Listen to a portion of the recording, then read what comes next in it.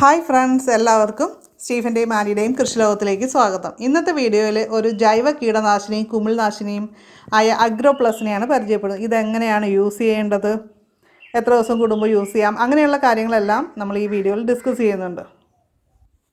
ആദ്യം ഇത് എന്തിനൊക്കെയാണ് ഉപയോഗിക്കുന്നതെന്ന് വെച്ചാൽ, ചെടികളിൽ കാണുന്ന പൂപ്പൽ, പ്രാണി, അതുപോലെ ചെറിയ ഫംഗസ്, നീരൂറ്റി കുടിക്കുന്ന പുഴുക്കൾ, കീടങ്ങൾ, ചിത്രകീടം, മുഞ്ഞ, ചാഴി, ഇങ്ങനെ പല സംഭവങ്ങളും നമ്മുടെ പച്ചക്കറികളെ ആണെങ്കിലും പൂച്ചെടികളെ, ഇലച്ചെടികളെ ഒക്കെ ആക്രമിക്കാറുണ്ട്. അപ്പോൾ നമുക്ക് ഇതിനെല്ലാത്തിനും തന്നെ ഉപയോഗിക്കാവുന്ന ഒരു കുമിൾനാശിനിയും ജൈവ കീടനാശിനിയുമാണ് നമ്മുടെ ഈ അഗ്രോ പ്ലസ്. ഇതിൻ്റെ വില ഏകദേശം ഒരു 100 രൂപയാണ്. നമുക്ക് ഇത് വളക്കടകളിൽ നിന്നൊക്കെ വാങ്ങിക്കാൻ കിട്ടുന്ന ഒന്നാണ്. അല്ലെങ്കിൽ ആമസോൺ പോലത്തെ വെബ്സൈറ്റുകളിൽ നിന്നും വാങ്ങിക്കാൻ കിട്ടും. അവിടത്തേക്കാളും നമുക്ക് ലോക്കൽ കടകളിൽ നിന്ന് വാങ്ങിച്ചാൽ കുറച്ചുകൂടി വില കുറഞ്ഞ് കിട്ടും. ഏകദേശം ഒരു 100 രൂപ റേഞ്ചിലാണ് ഇതിൻ്റെ പ്രൈസ് വരുന്നത്. ഇത് ഉപയോഗിക്കേണ്ട വിധം എങ്ങനെയാണെന്ന് വെച്ചാൽ, 1 ലിറ്റർ വെള്ളത്തിൽ 15 മില്ലിയാണ് നമ്മൾ ചേർക്കേണ്ടത്. അത് നന്നായിട്ട് വെള്ളത്തിൽ മിക്സ് ചെയ്യുക. ഇപ്പോൾ നമ്മൾ കൂടുതൽ ചെടികൾക്ക് ഉപയോഗിക്കുന്നുണ്ടെങ്കിൽ ഈ ഒരു അളവിനേക്കാളും നമ്മൾ കൂടുതലായിട്ട് എടുക്കുക. അപ്പോൾ 2 ലിറ്റർ വെള്ളത്തിനാണെങ്കിൽ 30 മില്ലി എടുക്കുക. ആ ഒരു രീതിയിൽ നമ്മൾ കുറച്ചും കൂട്ടിയൊക്കെ കണക്കൂട്ടി എടുക്കുക. അതിനുശേഷം നമുക്ക് ചെടികളിലൊക്കെ സ്പ്രേ ചെയ്ത് കൊടുക്കാം. അപ്പോൾ ഞങ്ങളിവിടെ സ്പ്രേയറിലാണ് ചെയ്യുന്നത്. അല്ലെങ്കിൽ നമ്മൾ കുപ്പിയും സ്പ്രേയറിൻ്റെ ആ ഒരു ഇതും കൂടി വാങ്ങിക്കാനായിട്ട് കിട്ടും. മിതമായ നിരക്കിൽ നമുക്ക് ചെയ്യാൻ പറ്റും. ചെറിയൊരു സ്പ്രേയർ ഉണ്ടാക്കിയെടുക്കാൻ ആ രീതിയിൽ പറ്റും.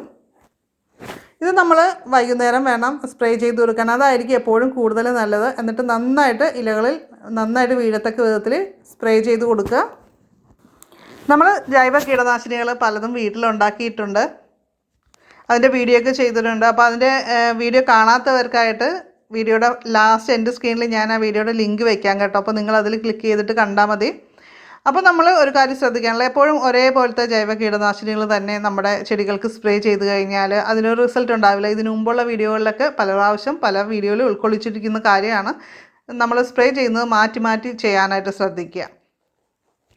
അല്ലെങ്കിൽ കീടങ്ങൾ ആ ഒരു ജൈവ കീടനാശിനിയോട് പ്രതികരിക്കാതെ ആവുന്നതായിട്ട് കാണാറുണ്ട്.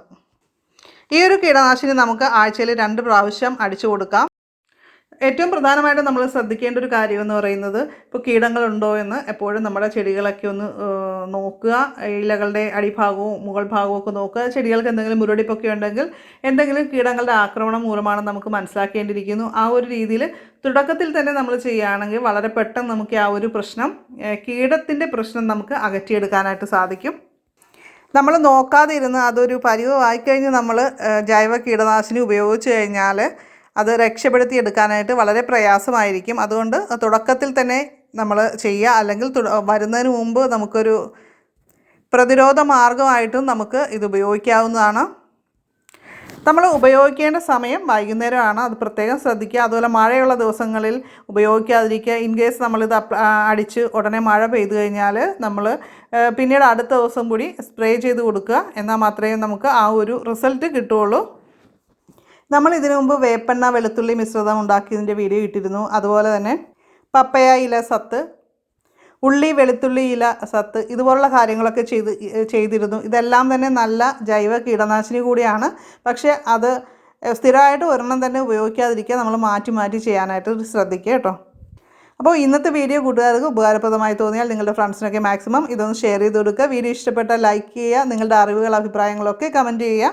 നിങ്ങൾ ചെയ്യുന്ന വിധമൊക്കെ വ്യത്യസ്തമായ രീതിയിലൊക്കെ ചെയ്യുന്നവരുണ്ടാകും. അവരും ഒന്ന് കമൻറ്റ് ചെയ്യുക. കൃഷിലോകം ചാനൽ സബ്സ്ക്രൈബ് ചെയ്തിട്ടില്ലാത്ത കൂട്ടുകാരൊന്ന് സബ്സ്ക്രൈബ് ചെയ്യുക. തൊട്ടടുത്ത് വരുന്ന ബെല്ലൈക്കൺ കൂടി ക്ലിക്ക് ചെയ്ത് ഓളെന്ന് കൂടി സെലക്ട് ചെയ്യുക. അപ്പോൾ ഞാൻ അപ്ലോഡ് ചെയ്യുന്ന കൂടുതൽ വീഡിയോസിനെ നോട്ടിഫിക്കേഷൻ കിട്ടും. നമുക്ക് മറ്റൊരു വീഡിയോയിൽ വീണ്ടും കാണാം. നന്ദി, നമസ്കാരം.